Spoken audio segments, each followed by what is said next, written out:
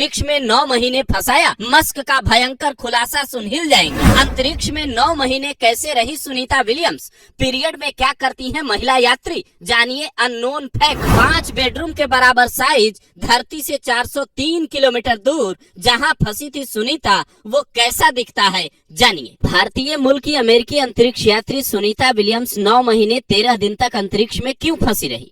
SpaceX company की जिस dragon space craft को अब भेजा गया, उससे पहले किसी ने क्यों नहीं भेजा? ये सवाल कईयों के दिमाग में उठ रहा है, जिसे लेकर एलन मस्क ने बड़ी जानकारी दी है, जिसे पहले सुनिए फिर बताते हैं। जहां सुनीता विलियम्स फंसी थी वो जगह दिखता कैसा है, वहां अगर कोई महिला यात्री फंस जाए तो पीरियड के दौरान खुद को वो कैसे मैनेज करती है, ये भी आपको बताएंगे। बीते दिनों एक इंटरव्यू में मस्क ने कहा था, नासा के joint crew flight test mission पर गए सुनीता विलियम्स और बुच विल्मोर बोइंग को 8 दिनों के लिए ही भेजा गया था। वहां उन्हें रिसर्च और कई एक्सपेरिमेंट करने थे, लेकिन स्टारलिंक के जिस स्पेस एयरक्राफ्ट से ये गए थे उसमें खराबी होने के कारण वापस नहीं आ पाए।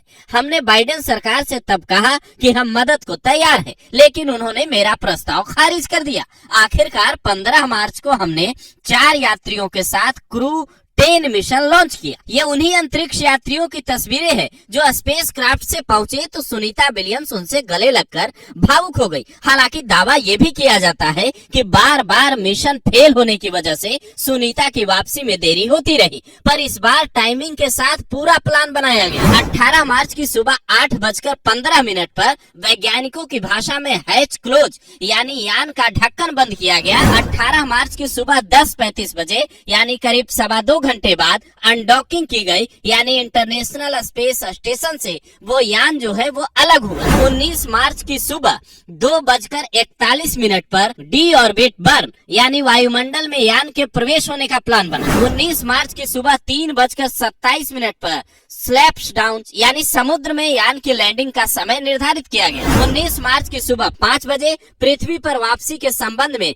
प्रेस कॉन्फ्रेंस रखी गई है। हालांकि ये खतरा ये है कि अटलांटिक महासागर में भीषण गर्मी की वजह से ड्रैगन कैप्सूल खाक भी हो सकता है, लेकिन नासा का कहना है हम पूरी तरह से तैयार हैं। अपने अंतरिक्ष यात्रियों की वापसी पर बेहद उत्साहित हैं। कुछ एक्सपर्ट का कहना है अंतरिक्ष के बाद धरती पर आकर यहाँ के माहौल में तालमेल बिठाने में काफी वक्त लग सकता है। लगातार जीरो ग्रेविटी में रहने की वजह से पैरों की मांसपेशियां भी कमजोर हो जाती हैं। ऐसे में पृथ्वी के गुरुत्वाकर्षण में चलने में दिक्कत होती है, जिसकी वजह से सामान्य होने में कुछ हफ्ते या महीने तक रिहेबिटेशन की जरूरत भी पड़ सकती है। लेकिन जानने वाली बात यह भी है कि जहां सुनीता विलियम्स 9 महीने तक रही, वो जगह हर वक्त पृथ्वी के चक्कर लगाते रहता है। कहा यह तक जाता है कि पीरियड्स के दौरान होने वाली दिक्कतों को देखते हुए महिला यात्रियों को 2 तरीके की सलाह दी जाती है, या तो वो इसे रोकने के लिए दवा लेकर जाए पर्याप्त मात्रा में,